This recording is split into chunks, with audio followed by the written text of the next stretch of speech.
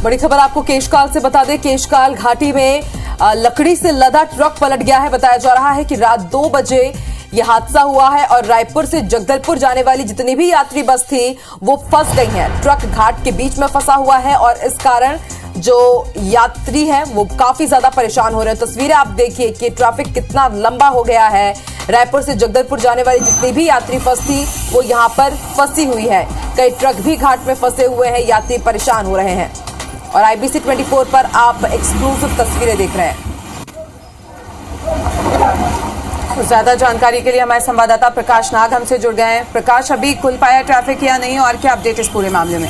जी, मैं बताना चाहूंगा कि जहां आप देख रहे हो कि जिस प्रकार से एक लकड़ी से लदा ट्रक पलटी हुई, ठीक उसी जगह पर कल भी एक ट्रक पलटी हुई थी जिसको किसी भी तरह उसको उठाया गया था और फिर उसी जगह पर आज दूसरी ट्रक पलटी हुई। ये लगातार दूसरी घटना है और लकड़ी से लदा ट्रक पलटने का। और आपको एक बता दूं, जिला प्रशासन के द्वारा इन वक्त में मरम्मत कार्य को रोक दिया गया था। एक दिन ही चला था मरम्मत कार्य, क्योंकि सबसे ज्यादा यहाँ पे दिवाली के समय है। यहाँ पे व्यापारी लोग मांग किए थे कि भाई दिवाली के समय गाड़ियों को ना रोका जाए, जिसके चलते फिर अचानक जिला प्रशासन के द्वारा गाड़ी मरम्मत कार्य को रोक दिया गया था। लेकिन इसका भुगतना फिर से यही यात्रियों को होना पड़ा और कल रात से लगभग 2 बजे से रात्रि से बस यात्री से लेकर सभी वाहन, हजारों गाड़ियां लाइन में लगी हैं और रायपुर से जगदलपुर जाने वाली सभी यात्री परेशान है। जी, और आपको एक चीज बता दूं, जगदलपुर से रायपुर जाने वाली किसी तरह से उसको वन वे करके निकाला जा रहा है, क्योंकि जहां से पलटी हुए एकदम मोड़ है, मोड़ के कारण कई गाड़ियां, हैवी गाड़ियां चढ़ नहीं पा रही है, जिसके कारण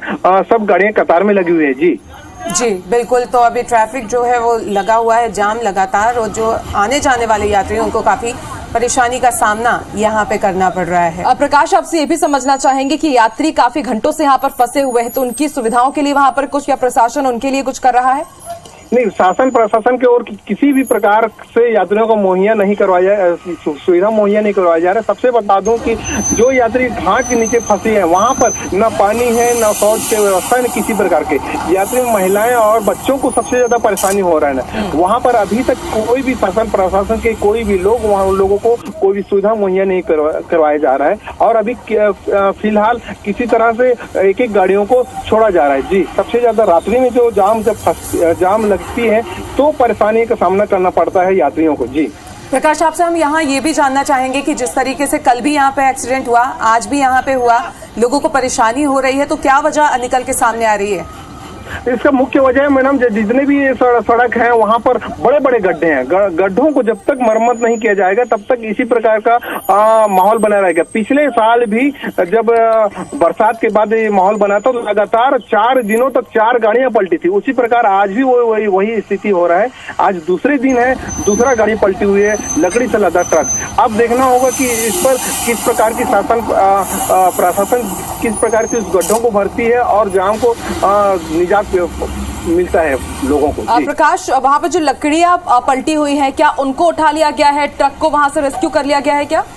जी, आपको बता दूं कि जो कल गाड़ी पलटी थी ट्रक, उस ट्रक के जो बड़े बड़े चट्टान लकड़ियां थी उसको किसी तरह उठाया जा रहा है। लेकिन आज जो रात में फिर फंसी है उसको अभी तक उठाया नहीं जा रहा है, क्योंकि बहुत हेवी लकड़ी है, जिसके कारण बहुत परेशानी का सामना करना पड़ रहा है। अभी भी वो पूरी जगहों पर फैला हुआ है मोड़ पे, जिसके कारण वन वे करके धीरे धीरे गाड़ियों को निकाला जा रहा है। जी बिल्कुल प्रकाश, समझा जा सकता है कि कल जो यहाँ पर ट्रक पलटा था अभी फिलहाल उसकी ही लकड़ियां पूरी तरह से नहीं उठ पाई हैं, और आज भी आप सोचिए अब यात्रियों को कितने देर तक परेशान होना पड़ सकता है। लेकिन आकांक्षा, यहाँ एक सवाल ये भी उठता है कि जिस तरीके से हम देख रहे हैं कि बारिश की वजह से अगर गड्ढे होते हैं, जिस तरीके से हमारे संवाददाता बता रहे हैं कि अभी प्रशासन की तरफ से कोई नहीं पहुंचा है और उन गड्ढों की जो भरना चाहिए थे वो भी नहीं भरे गए, जिसकी वजह से लगातार यहाँ पे एक्सीडेंट हो रहे हैं। तो क्या ये बात प्रशासन को नहीं पता है कि जो हादसे का कारण बन रहा है उनको रोकना चाहिए?